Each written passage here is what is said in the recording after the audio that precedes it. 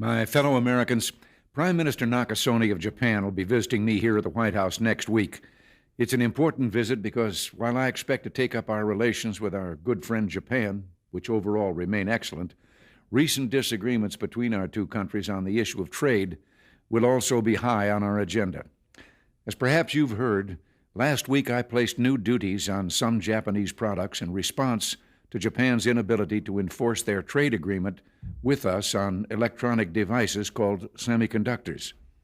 Now, imposing such tariffs or trade barriers and restrictions of any kind are steps that I am loath to take, and in a moment I'll mention the sound economic reasons for this, that over the long run such trade barriers hurt every American worker and consumer.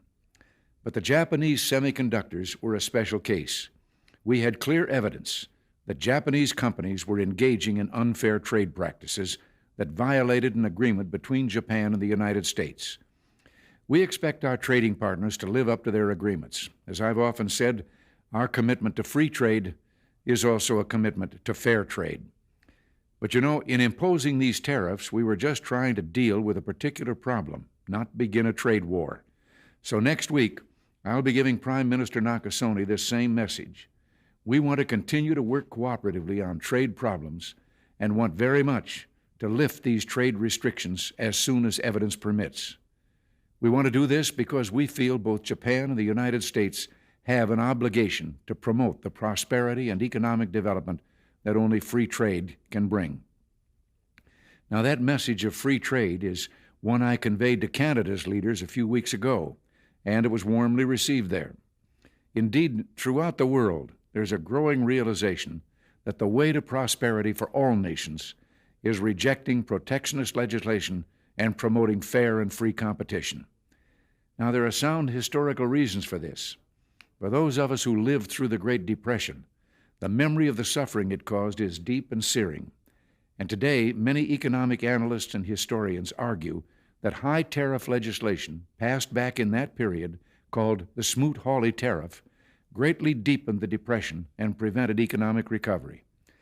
You see, at first, when someone says, let's impose tariffs on foreign imports, it looks like they're doing the patriotic thing by protecting American products and jobs. And sometimes for a short while it works, but only for a short time.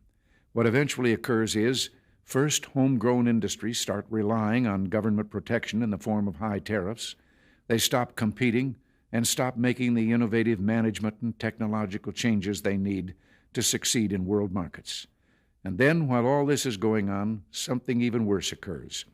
High tariffs inevitably lead to retaliation by foreign countries and the triggering of fierce trade wars. The result is more and more tariffs, higher and higher trade barriers, and less competition. So soon, because of the prices made artificially high by tariffs that subsidize inefficiency and poor management, people stop buying. Then the worst happens. Markets shrink and collapse, businesses and industries shut down, and millions of people lose their jobs. The memory of all this occurring back in the 30s made me determined when I came to Washington to spare the American people the protectionist legislation that destroys prosperity.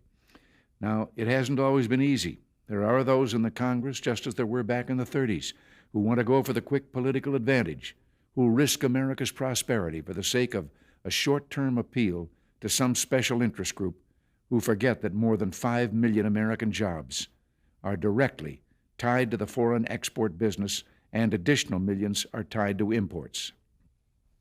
Well, I've never forgotten those jobs, and on trade issues, by and large, we've done well. In certain select cases, like the Japanese semiconductors, we've taken steps to stop unfair practices against American products, but we've still maintained our basic long-term commitment to free trade and economic growth. So, with my meeting with Prime Minister Nakasone and the Venice Economic Summit coming up, it's terribly important not to restrict a president's options in such trade dealings with foreign governments. Unfortunately, some in the Congress are trying to do exactly that. I'll keep you informed on this dangerous legislation because it's just another form of protectionism, and I may need your help to stop it. Remember, America's jobs and growth are at stake. Until next week, thanks for listening and God bless you.